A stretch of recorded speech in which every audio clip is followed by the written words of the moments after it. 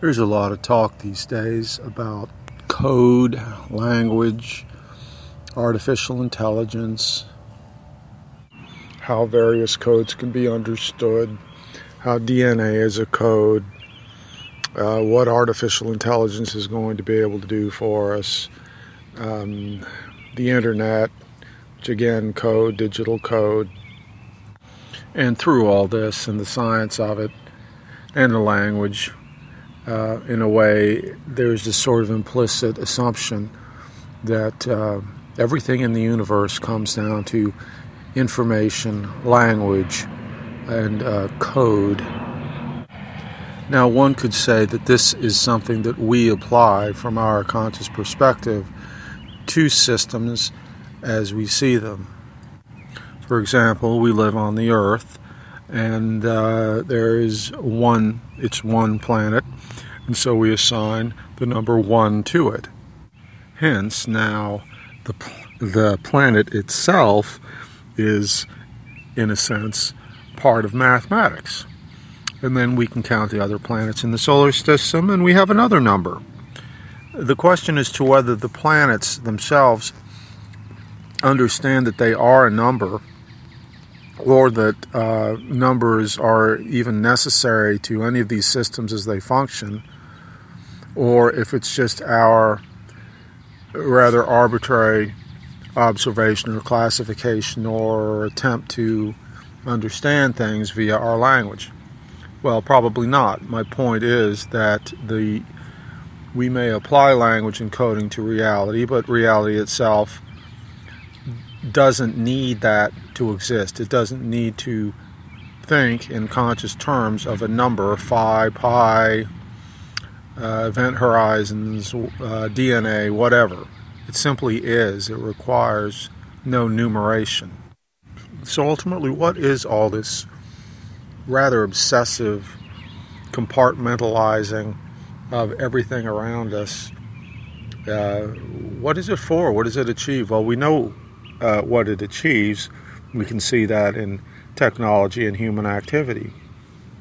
But the only real reason that there is any discussion or directed observation of reality in terms of numbers, code, language, etc., is because we assume that it will give us an advantage in some way.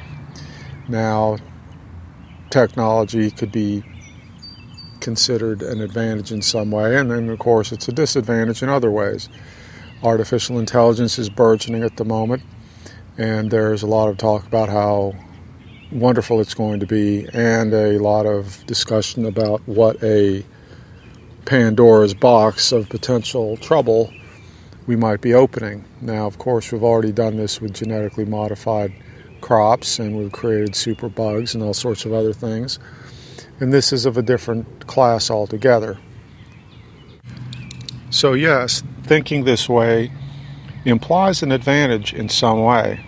But what exactly is an advantage? A way that we may better survive, perhaps. Well, depending on what type of societal system we have, how you want to survive may not really be the best thing for you or anyone else.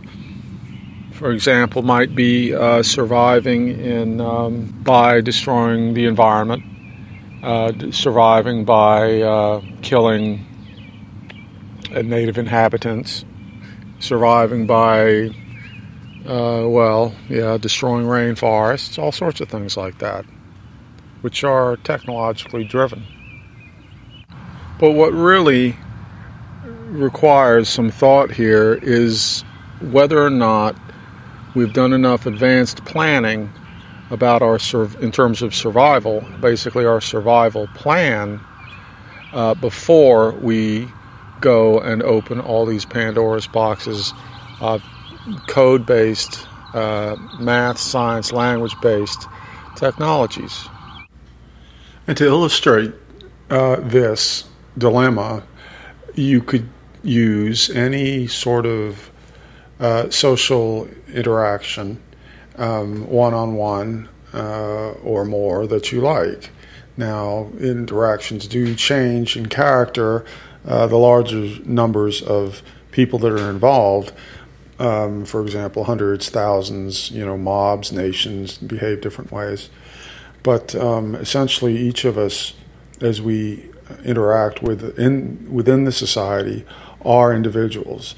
And what usually happens when individuals meet is that they talk. And when they talk, they present their own worldview, they present their own ideas, and you might notice that many people are not especially good listeners. In fact, oftentimes there's really just waiting for the other person to get done so that they can start talking. And everybody kind of knows what this is like, and it's an intrinsic, deeply entrenched aspect of human behavior at this point. So what can we say about the way that people decide that they want desperately to impart their information to you? Number one, it may not even really be their information, and of course, unless they're some type of completely brand new intellect never seen before on Earth that is completely original in their thoughts. Basically, the information that they have, they accumulated, they picked up over time throughout their lives. Yet they feel the information is them, and they feel that their information is more correct than your information, because if they didn't feel that way, well, they would be listening, wouldn't they?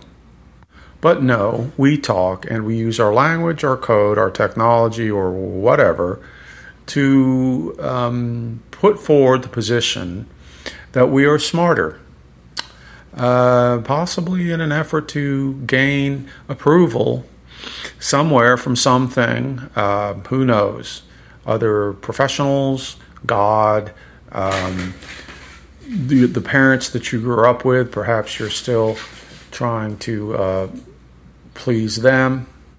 But what I'm trying to say here is that what we do on a small scale, we may also do on a large scale.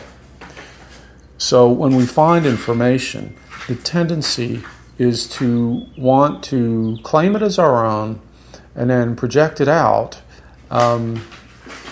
for approval of others, or clobber them with it so that we may feel that we are surviving.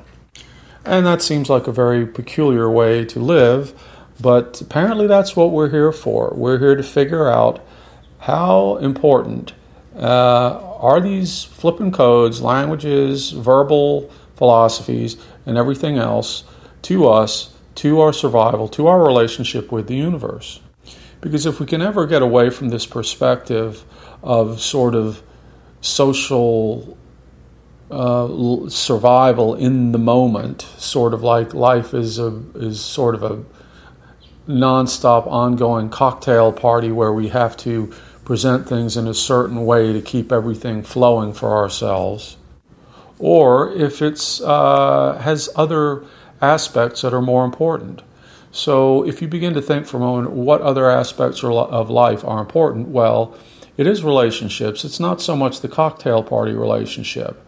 There are other relationships, the mother-child relationship, the husband-wife, the father-child relationships. Now, these are important. And when the children are small, they're pre-verbal, and verbal codes don't come into it, and they don't matter. Yet still, those relationships are considered to be penultimately important, and we devote tremendous energies to them. They don't require code, they don't require artificial intelligence, they don't require robots.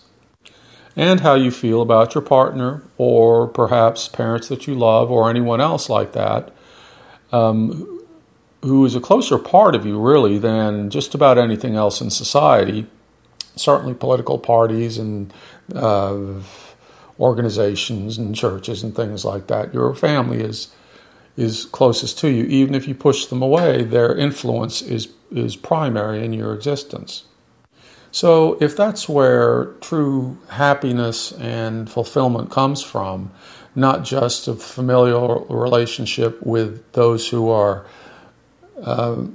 genetically related to you, but with really everyone on earth or everyone that you encounter, then how do all these technologic code concepts really help with that? Are they helping with that? Are they creating a utopia on Earth for us? Or is it simply another promise of progress where the progress is really kind of slow in coming? For example, you can turn on YouTube anytime and watch videos of advanced robotics, supersymmetry, quantum mechanics, particle accelerators, all sorts of tremendous, we consider them to be tremendous advancements, technological advancements. But remember, 50 years ago, how advanced was an electrical generator? Or 100 years ago, how advanced was the first automobile? Well, at the time, those things were space age. Of course, now they're laughable. They're a joke. Yet, we're so sure that our cutting-edge technology is, just so close to UFO type of advancement that we are absolutely and totally in love with ourselves over it. We're so proud, and we want to yell and scream and shout to everyone about how we've accumulated this code, how we've found it, basically located it through our sort of mental Scrabble game and appropriated it, and now are presenting it to you. And we sort of ignore the idea that in 100 years or so, this technology that we're so in love with is going to appear to be old, tired, useless, and cliche, and we will, if we're still here, that is, will be quickly on to the next thing, which is supposed to promise something wonderful, which is basically the fruition, the flower of our own tremendous brilliance and intellect, all based on things that we picked up and appropriated, or numbers that we applied to things and all that sort of stuff. And that seems to be a bit of the trouble here. It's like we are involved with our personal relationships. For example, we have children, and it's like we have ideas about how children should be raised and indoctrinated and everything, and then we kind of mess them up and we push them in this direction that we go in, and then everything just continues to go the way it's going, and because we're so wise and everything. Well, perhaps it might be beneficial to listen to children, listen to them, listen to what they have to say, because I have a strange idea that if children, say about age 5 to 7, if they were, relatively undamaged, and they could probably do a pretty good job of ruling the world. In fact, I'm certain they could do a lot better job than we do. But we're guilty of our own publicity. We believe it, and we think that this idea of progress, it's like, we've got to open this Pandora's box because it'll make things so much better. It's like, well, are they really getting better? Well, you can argue that things are getting better and worse at the same time. And some things are getting better, definitely, and some things are definitely getting worse. So there seems to be a sort of a cross current, up and down at the same time. But at any rate, I started this talk to talk about code, language, and artificial intelligence and all these things we hear bandied about these days. And just to kind of offer a word of warning, just to consider, just to think that perhaps it's not everything that it's cracked up to be.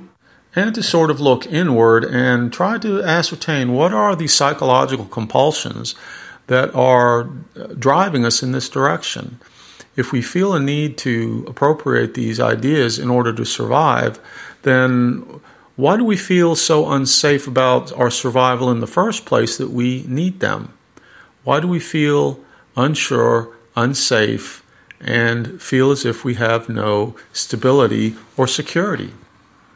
I personally don't think that giving multinational corporations or government programs, military-industrial programs actually, developing robots and artificial intelligence and surveillance things, weaponry and all that, allowing them to run amok with all this sort of code-based, science-based technology is going to lead to better civilization. I don't think so.